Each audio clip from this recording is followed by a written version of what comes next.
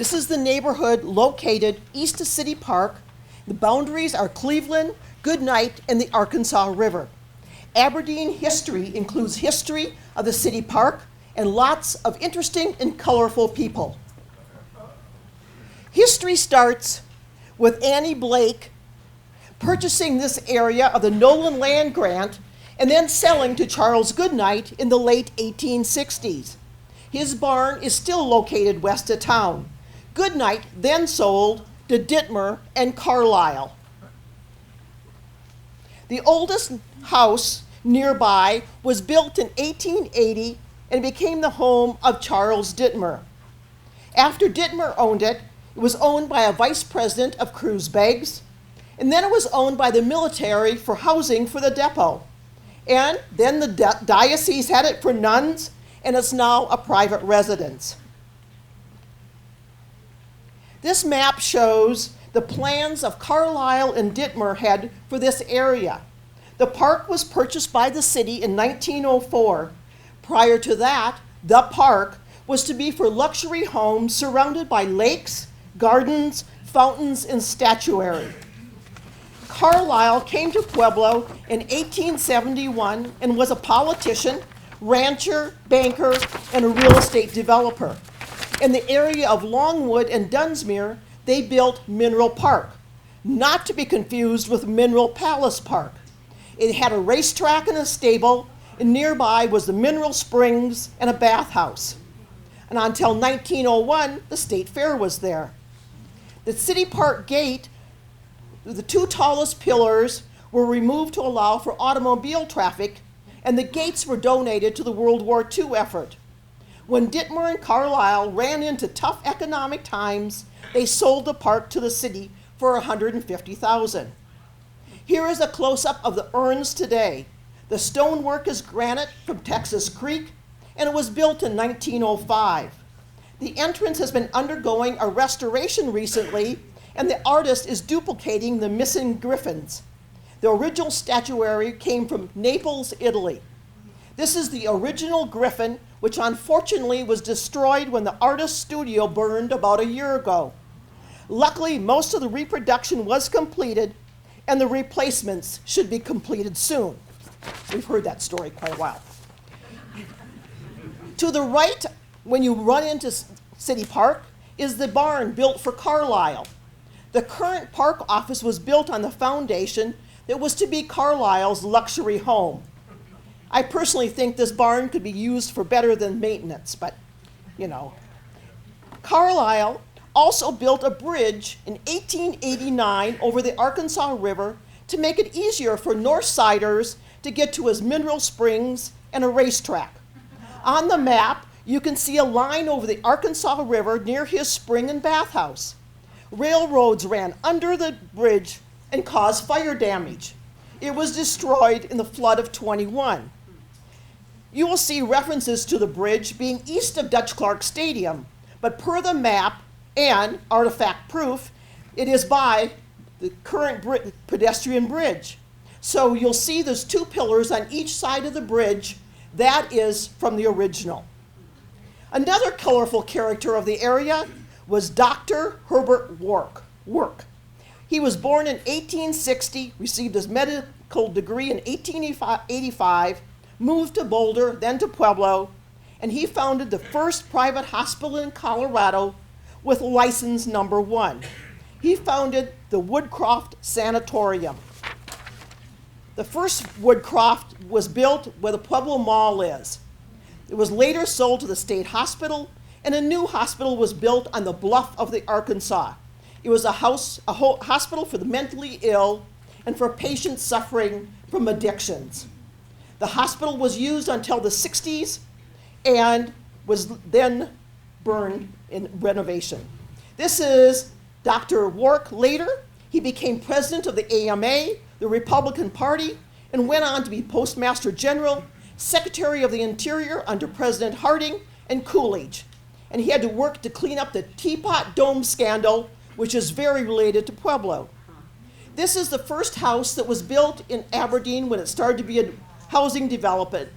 And this is on Dunsmuir, and it was the house for Roy Weaver and Walter Mathis' house was on Melrose.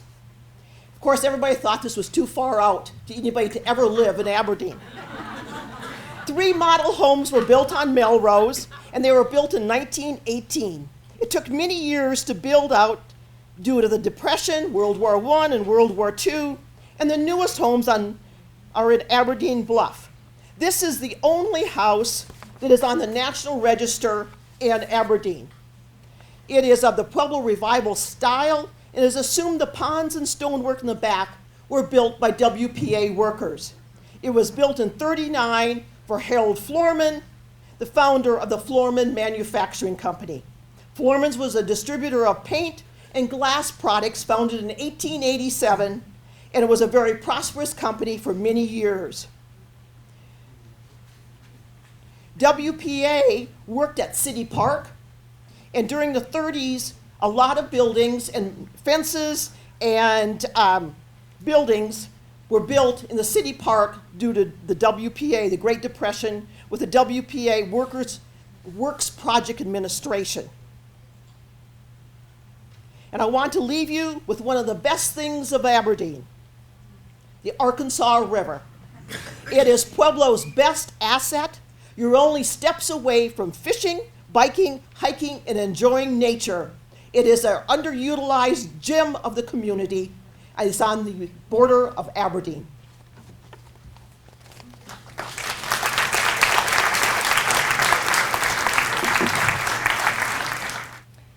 This summer, I had the opportunity to participate in the Restorative Justice Educational Program at the Vista Prison for 3 hours every Monday night for 12 weeks. And I'm going to tell you about my experience. The Colorado Department of Corrections runs 20 prisons in the state with a total population of about 21,000 serving a year or more behind bars. The total number of incarcerated Coloradans is expected to grow by 35% by 2025. 2 prisons are housed in Pueblo. San Carlos is on the campus of the Colorado Mental Health Institute, housing people with special needs, including mental illness. La Vista is one of 2 women's prisons housing 550 inmates. The facility offers multiple programming, including a CSUP college course, Colorado dog training program, and the Restorative Justice Education program. As is true in any correctional facility, entry into the prison follows a strict protocol of training and orientation, a background check, and a willingness to be ID'd and badged prior to entrance onto the grounds. We began our commitment to mass incarceration as a mechanism of crime control in the early 70s, in a period of rising crime, drug use, and rapid social change. 25 years ago, Howard Zare introduced restorative justice, in which he suggested a way forward for transforming criminals and healing the victims of crime.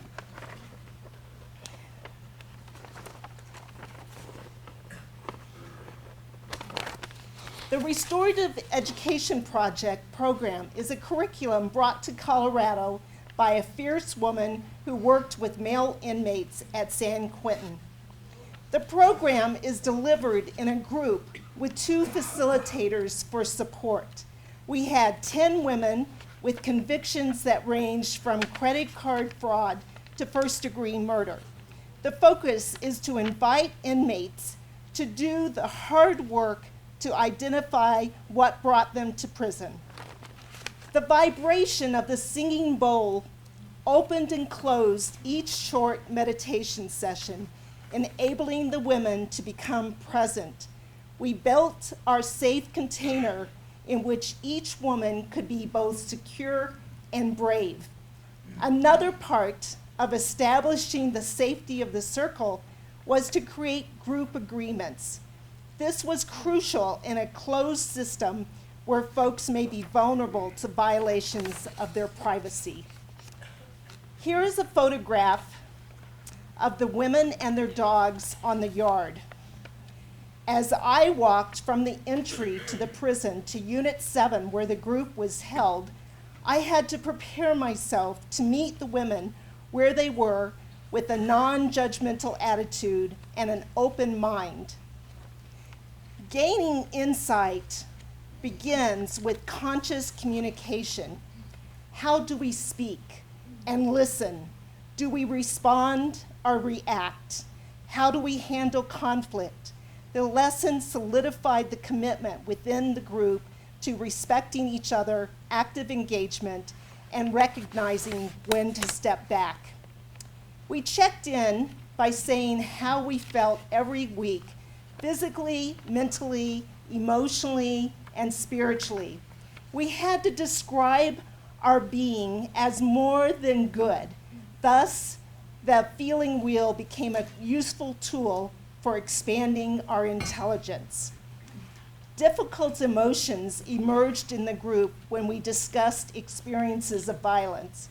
The women described extensive forms of abuse in which they had been controlled and harmed. The resulting anger and shame was thick in the air. In each group that followed, women completed their timelines, each one beginning with the identification of events, including trauma, separation, and death, before they were 18 years old, and their thoughts and feelings about those events. Finally, the women discussed the consequent impacts of these events that took them into prison. We referred to this process of completing the timelines as learning to sit in the fire. There's the fire. We referred to this process of completing the timeline as learning to sit in the fire. They were willing to be with emotional discomfort without denying it or seeking to avoid it, and they were committed to understanding the causes of their discomfort. A Taoist proverb asks, "Do I have the patience to wait until the mud settles and the water is clear?" Sitting in the fire enabled the women to recognize unprocessed grief and loss, guilt and shame, and the anger that remained just below the surface. The next session focused on forgiveness of self and others, letting go and writing letters of apology to those they had harmed. We also began discussing how to stop the cycle that resulted in repeat offenses. 12 weeks after we began, we held our closing circle, where we shared gifts of appreciation for what we had learned. Each woman spoke of the internal growth they would carry forward. The work of creating a just world in which pathways to repair are the norm rather than the exception is culture change. It requires individual transformation, such as I witnessed in the Restorative Justice Education Program, but it also requires new ways of thinking and acting that is restorative.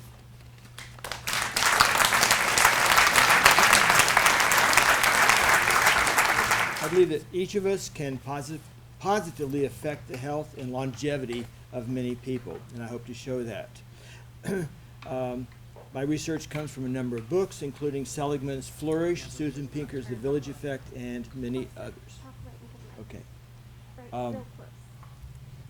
So, what reduces your chance of dying the most? Okay.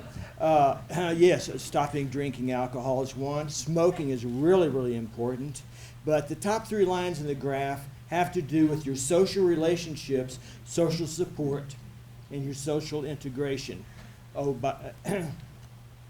So, loneliness kills. That's a statement concluded by the Harvard study, 74 years ongoing. John Kennedy was in the first one. And they have all concluded that loneliness is one of the worst diseases of all. And that to love and be loved, and yes, the capacity to be loved are important. So, loneliness and people who are lonely or have lower in optimism, social skills, and support, lower in emotional stability, conscientiousness, agreeableness, and sociability. And people with autism, like some of us, tend to die at about 54 years old. They can find some comfort in communicating, but they really need to go outside and meet people to live longer. Suicide rates of college students, 3 per day. Veterans, 22 per day. United States as a whole, 123 per day. And on the average, there are 16 unsuccessful attempts to commit suicide for every one that does succeed. And this is our modern day communication. You'll notice that no one in there is talking to each other. This is quite frequent. If you've ever seen at some tables, there are 4 people sitting there and they're all on their cell phones. And this is not very healthy, but this is what's happening now. These are the longest living people in the world.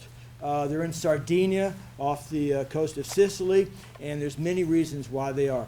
It has to do with their cohesiveness, that they walk, talk, and meet each other every day. This is Loma Linda, in a group of Seventh-day Adventists. They live in a place where the air is really putrid. It is bad for you. It's just east of Los Angeles. The water is right next to the high ozone pollution and wrong one. Okay, anyway, but they also live longer than most people because of their cohesiveness and their good diet, even though they have pollution. And so what I think we can do is we can greet and meet other people and form associations. One hello and one hi make a really big difference to people. I know that from experience.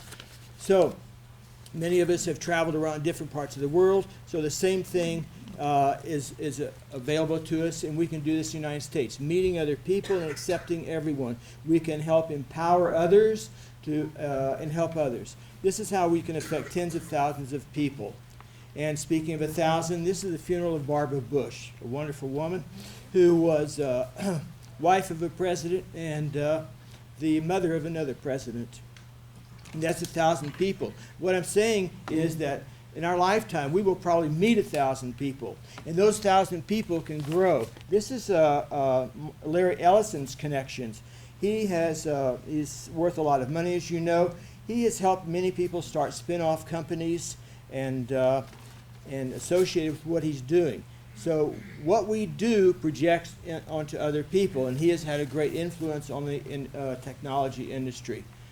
Okay, this is going back a little bit, 1610 and others, salons. Okay, so if we get together and meet in salons, or they did, they learned a lot. Women were not able to go to school. They could learn from men, they could get books, and they were actually very intelligent and influential. That is what? Okay, that is Hotel de Rambouillet. That's one of the many, many hostesses. There were salons across the world, actually, but started in Italy and then moved to France. France was really big on salons. If you were nobody if you didn't belong to someone's salons. That's Madame Gaufrin's salon, 1755.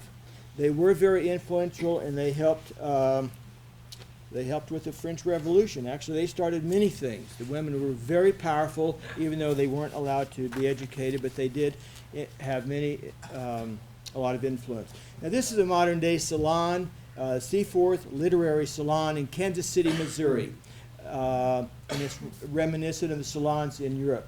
The salon hostess is Dr. Rebecca Seaforth. She posts a menu on the website, and it's a great salon.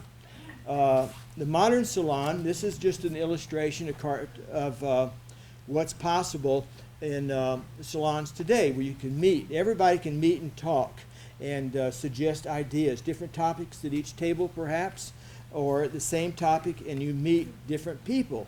Okay, you don't just sit in a chair and do nothing except pay attention. That's a very important thing to do too. This is another salon, the World Cafe Salon, and they're writing notes on the table and sharing, and this is not uncommon. It's happening now in many parts of the world. Now, I think it's very important for us to meet everyone else. So we are starting a salon here, starting on Wednesday, November the 13th. And we have flyers on this. You are all welcome. It's Conversation Salon here at Rawlings Library. And there's many avenues, and I think it will be very beneficial for this community. And this is to end. This is where I'm hoping that we can move. Why should we do this? Why would we greet people? Why would we be nice to people? And why would we want to talk to people in a salon? Well, because of love. We love other people. And anyway, the Beatles song comes to mind. All you need is love.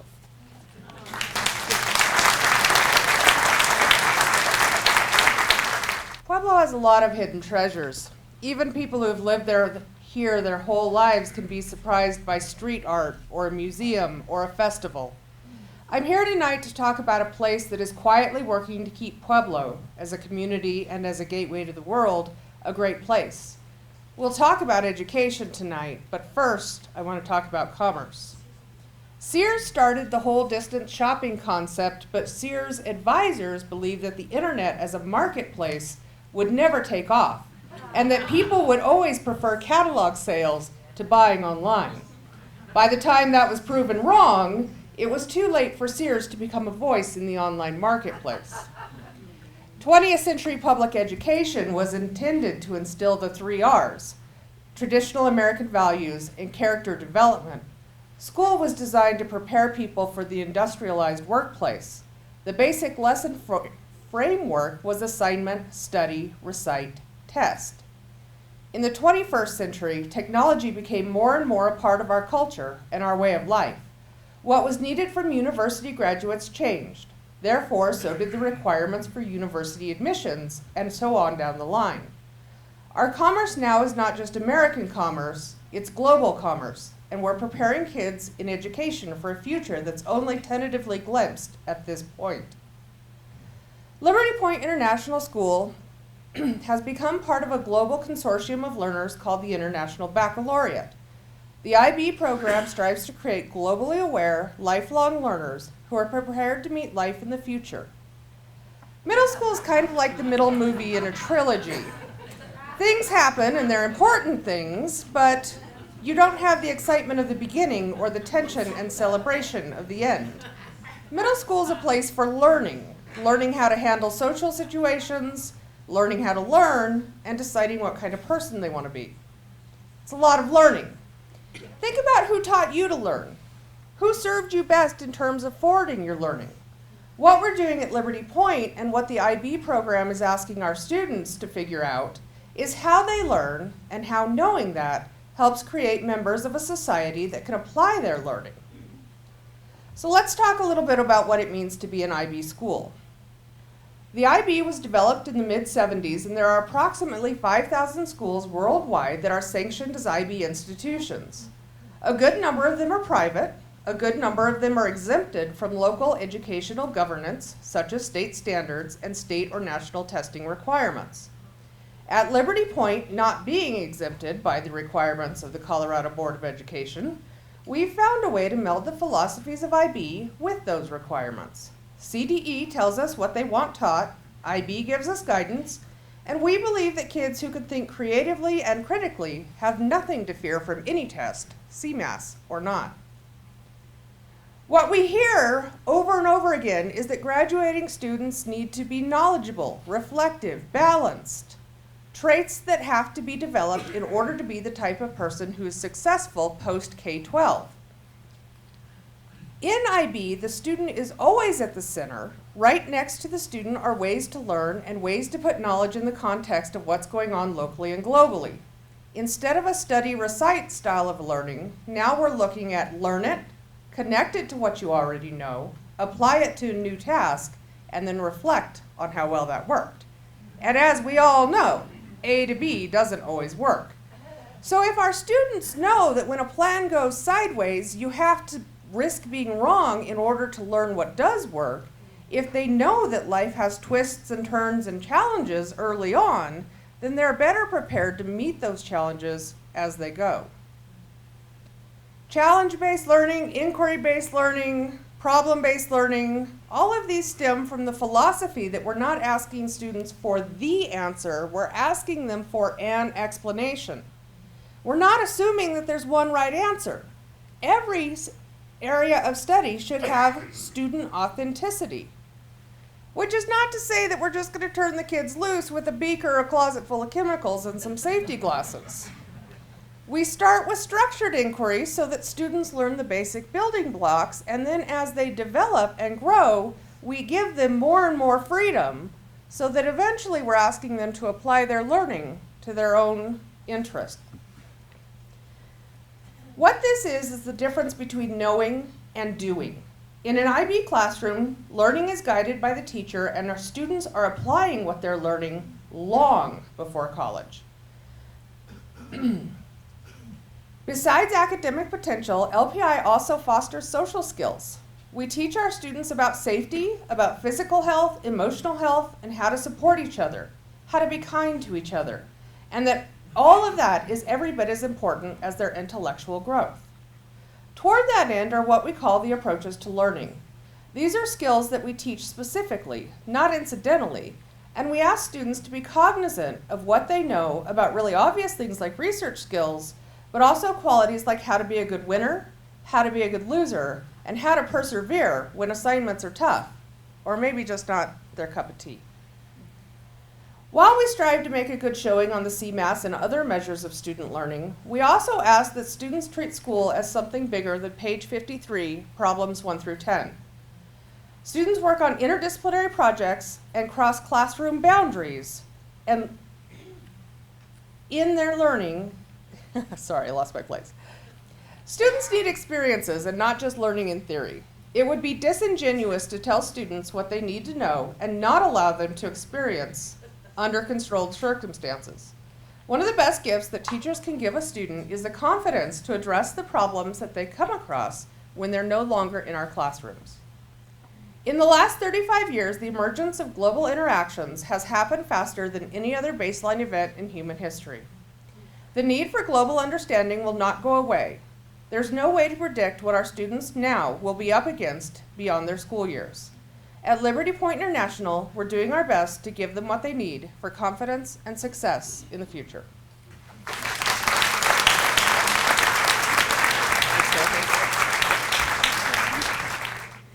In 2015, Uptown Funk was the top song.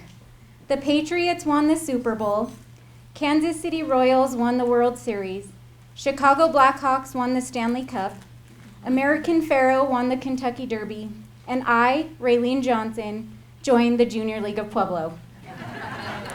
I get various responses when I mention my involvement in the Junior League. I've had to correct people when they think I'm part of Junior Achievement or voting rights organization. But one of the funniest things I've been asked is if we were a baseball team. Although I do think I would have been good at baseball had my parents started me at an early age. Since 1901, when Junior League was started, there have been many misconceptions about the Junior League. And okay, some of them may have been true at points in the organization's history, but almost all of them are silly at this date and time. So let's just chat a little bit about what the Junior League really does and why you might want to consider joining or supporting it. At its core, Junior League of Pueblo is an organization that trains women to improve our community. This is done through direct community service, through fundraising, and by working on our league's operations and training programs. The Junior League of Pueblo gives more than 1,000 hours to community projects annually.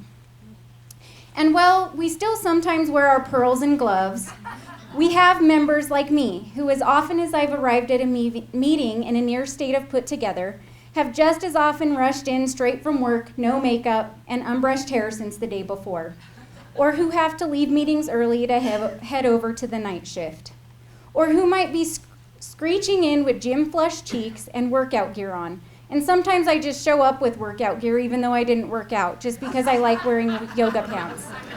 We also have members whose babysitting fell through, so they have their baby in tow, praying that the little angel will just sleep through mommy's meeting, which usually doesn't happen. Members range from women working in the private sector to stay-at-home moms, nurses, doctors, teachers, to department-level executives. But regardless of the varying opinions, backgrounds, or lifestyles, or maybe because of them, it's very exciting to feel joined in a purpose with these women and to see our force make a difference in Pueblo. So why become a member or supporter of the Junior League of Pueblo? Well, first of all, we promote volunteerism. And I know what you're thinking, you don't have to be part of an organization to volunteer.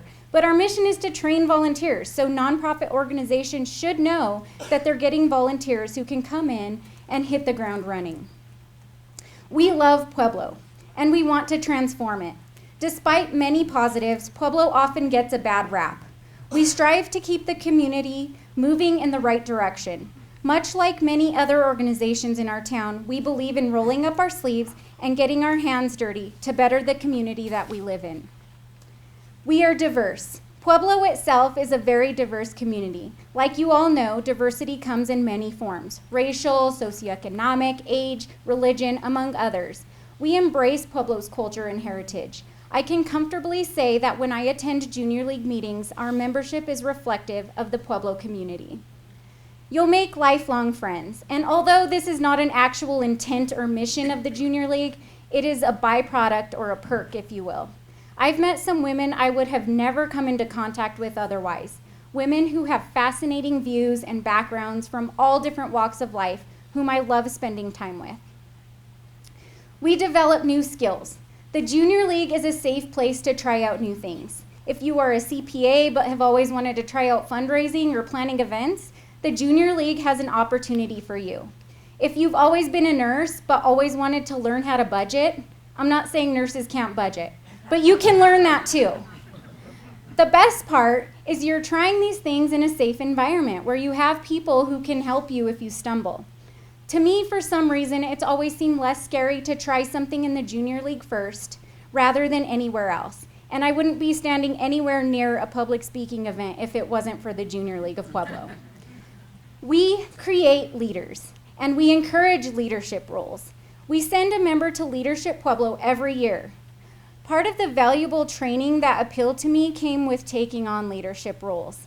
If you decide to go down that path, if you were a member in the league, there is a lot of experience to be had. But with that being said, every single member's contributions help to fulfill our mission. But the things I've learned as a leader in the league are beyond measure. One of my biggest traits gained from Junior League is how to better advocate for myself and others. And as a nurse in the intensive care unit, this is an attribute that is of the utmost importance. We are a gateway organization. Like I said before, women develop skills, become leaders, volunteer, and are among diversity. We want to train women and then send them out as trained volunteers and leaders into the Pueblo community. Many people don't know that for many league members, the commitment to volunteerism does not begin and end with the Junior League of Pueblo. Many times, league members remain involved in the community projects long after their Junior League commitment to that organization is finished. Look on the boards of most volunteer community organizations in Pueblo, and you will find a Junior League of Pueblo member or two.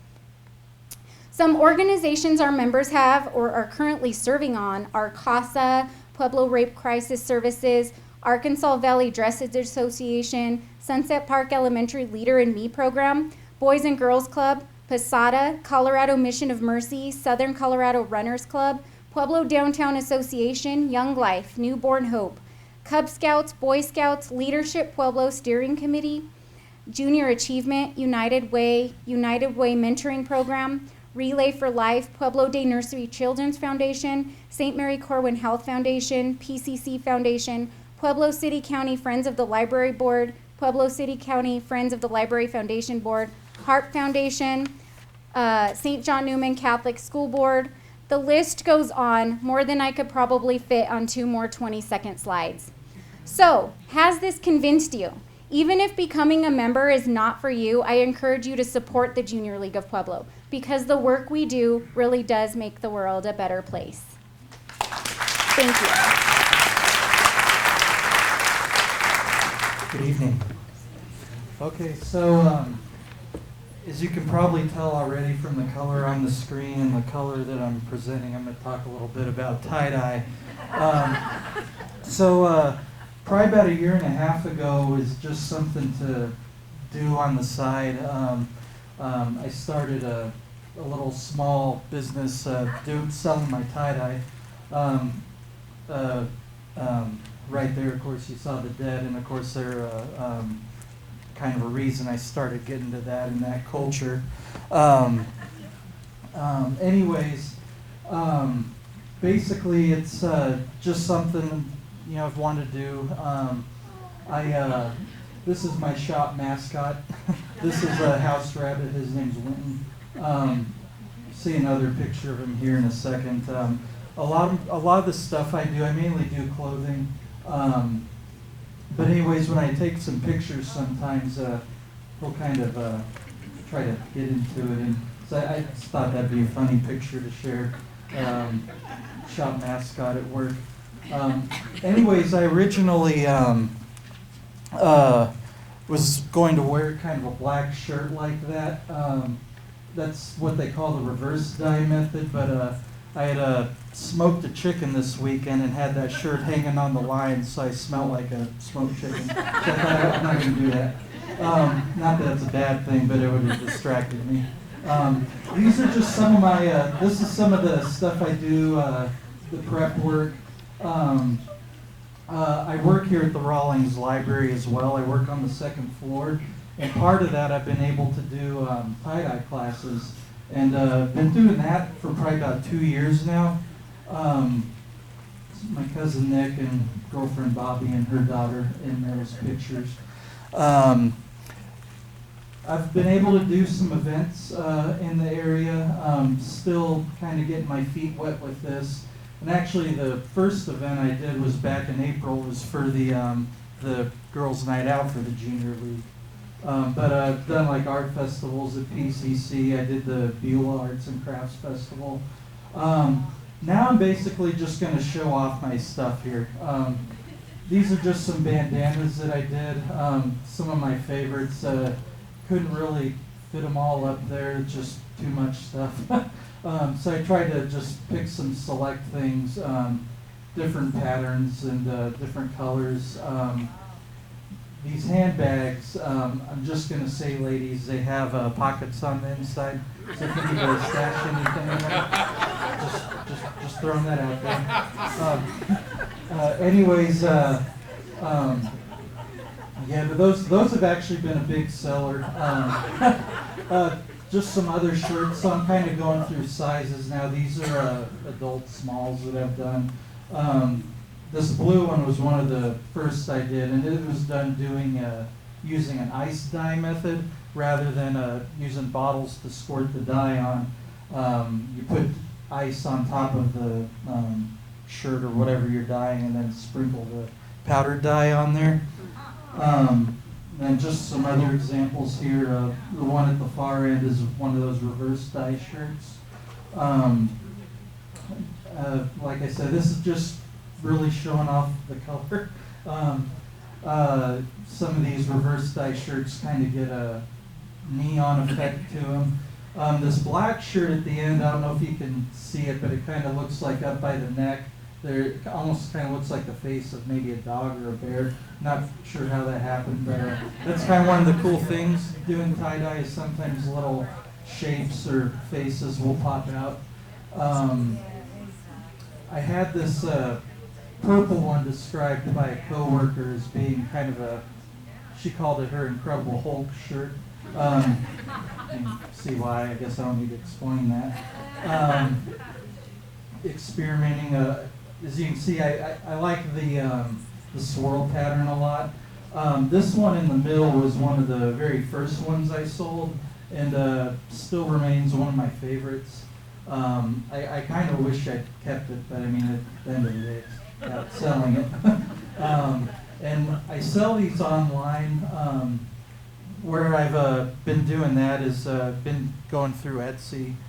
It's a good platform for folks that have a craft hobby and want to make a little extra cash on the side. And these three here are some of the, I think some of my larger ones. Now, I did load up here, so try to cover all sizes and all folks, and as you can see, I've included the little tiny ones. did an event a couple months ago, and a woman that had stopped by our booth in Beulah a month prior showed up, and she had her baby in the little onesie, so it was neat to see him in that. These hoodies, folks seem to enjoy those. I've received custom requests. Most of these were custom requests that people got a hold of me and wanted to do. Tank tops for the summer, just kind of sticking with different colors and different patterns and sizes. And then on the opposite end of this, to kind of get going for the cooler weather, I recently started doing these long sleeve shirts. It's probably been my probably what I've been focusing on the most lately. And I've already sold a couple of those. It's weird, there's like this cold weather coming and people want to keep warm. Anyways, thanks for looking at my kind of colored dementia. And you can find me on Facebook and Instagram. Like I said, I have an Etsy shop, and I have a bunch of cards out on the table in the lobby, kind of by the stairs. But thank you.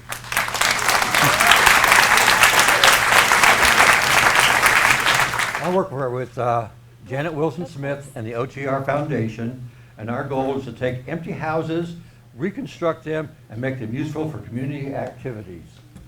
And so I called this today the Recycle House, because this involves the third house that I got involved in, and where we're taking an empty abandoned house, no water, no electricity. This is how it looked on the left, how it looks today on the right. No water, no electricity, no gas to start with. And you can see the walls, the bricks needed repairing, it was covered over, terrible paint job, but this is a gingerbread house worth saving, and I got involved in the project because I believed this house was worth saving. Okay. Here you can see the back of the house, doors are boarded up, the windows are boarded up, the sides of the house had boards on them, but stairs, but new windows, the windows are recycled, they're recycled plastic that we came from some of the program that we had. This is looking inside the house, and here you can see, I think the light might have brightened this enough, burn marks, because the homeless people have gotten into this house and built fires inside, scorched the walls, scorched the floors. On the right-hand side, you can see how that room looks today with paint. We got recycled paint donated to us from the recycle store. This is the living room area, broken windows, holes in the wall. We fixed it up. The window on the right is the original window. The window on the far left is a recycled window. We didn't fix the one in the middle and just decided to have a blank wall because you can't fix everything. This is one of the upstairs room, and you can see holes in the floor, holes in the wall, doors on the floor.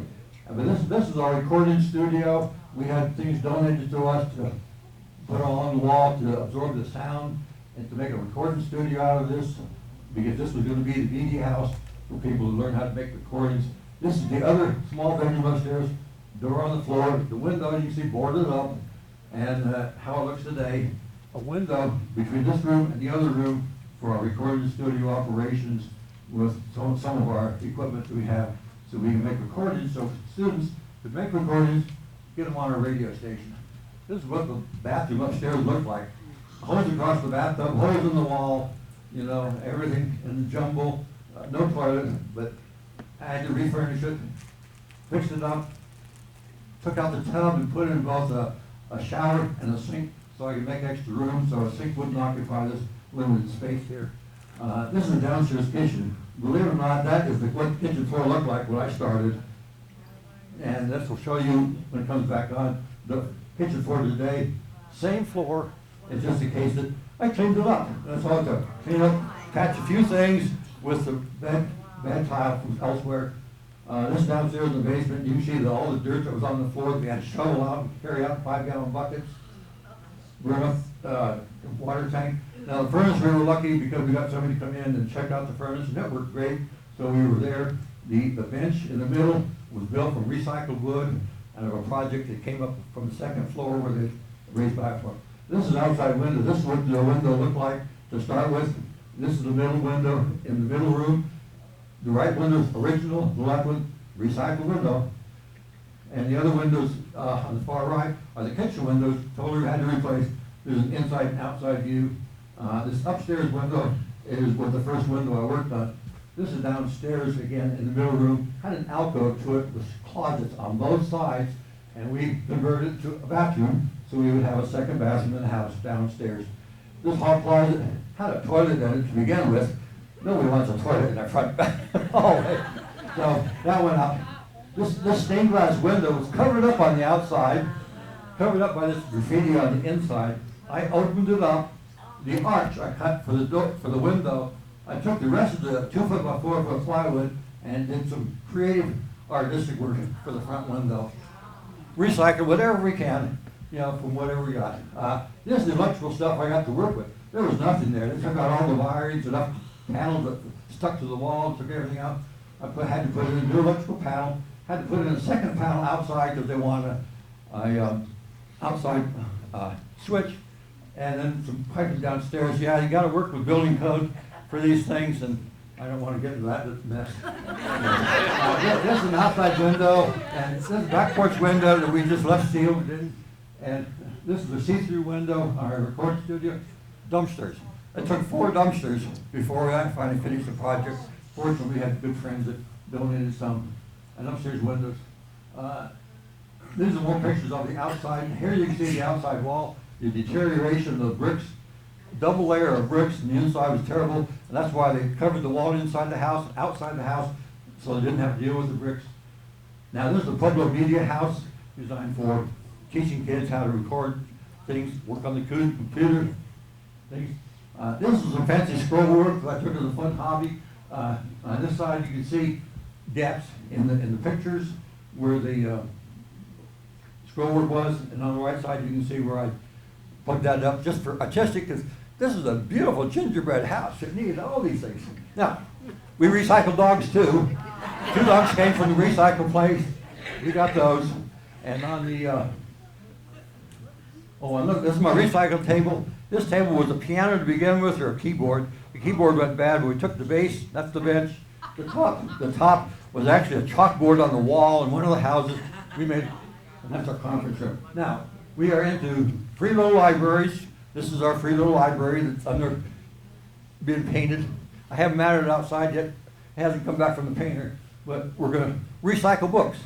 You know, we want to recycle people, encourage education, and this is one of the things that gives us the opportunity to do this. This is our radio station, KOIC at 98.5 FM.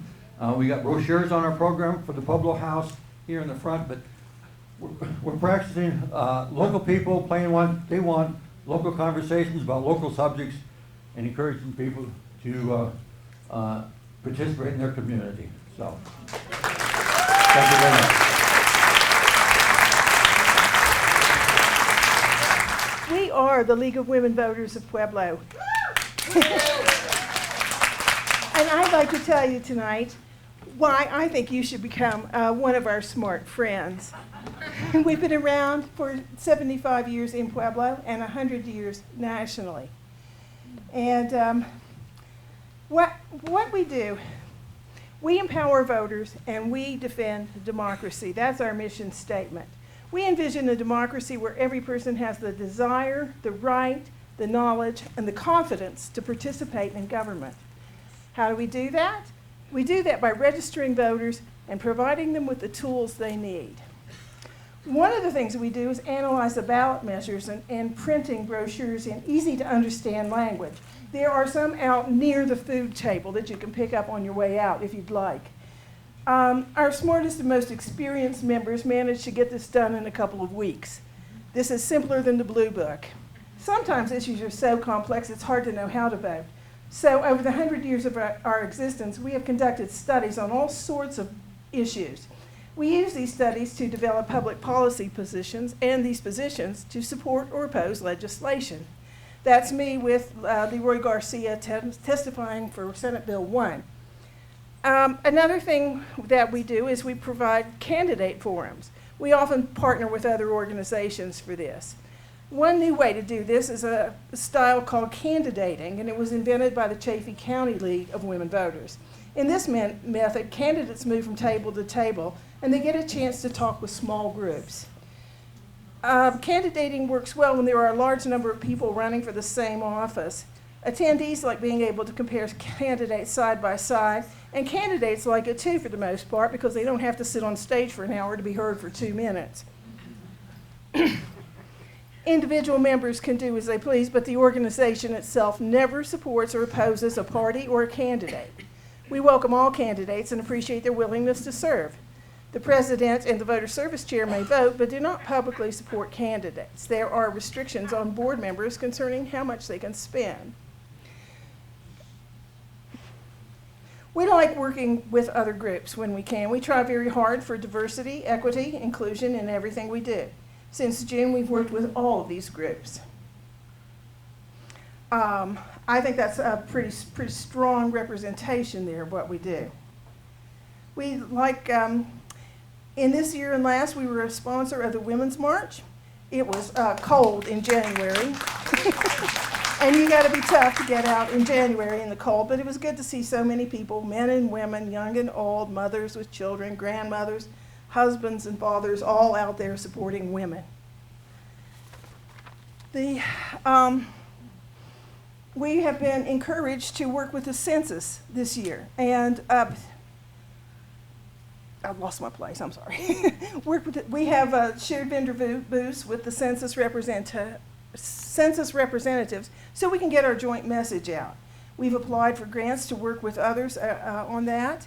Many league members are also members of other organizations. We have several commissioners with the City County Human Relations Commission among our ranks, and many are also members of the NAACP.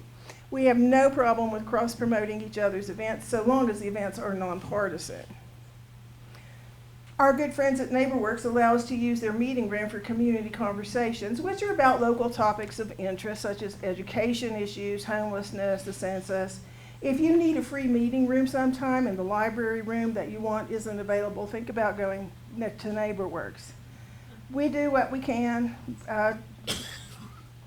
with whomever we can. We will celebrate our 75th birthday in conjunction with National League's 100th birthday in mid-February. The League was born from the suffrage movement in the 19-teens, and our first president, Carrie Chapman Catt, also organized a tour of the western states on behalf of getting women the right to vote. One of the women we'll be celebrating is Jessie Haver Butler, a Pueblo native who became the League's first lobbyist. She was the highest paid female lobbyist in Washington, D.C. in the 1920s, and she worked for League. She was a speaker on the suffrage tour of the West and later became a teacher of public speaking. This lady is Carrie Clyde Hawley, one of the first 3 women ever elected to any state legislature. She represented the Avondale area and was one of 3 women elected to the Colorado General Assembly before suffrage passed nationally. She was the first woman to have a bill passed in the legislature. Let me tell you about some more women, a little younger, associated with League. Betty Alt was a president several times. She was a retired professor of sociology and anthropology at the university and a prolific writer with her friend Sandy Wells and others. Those are some of her books. You may have read Mountain Mafia became pretty prominent a while ago. That's Ann Courtwright, who went to medical school when women went to college to get their MRS degree.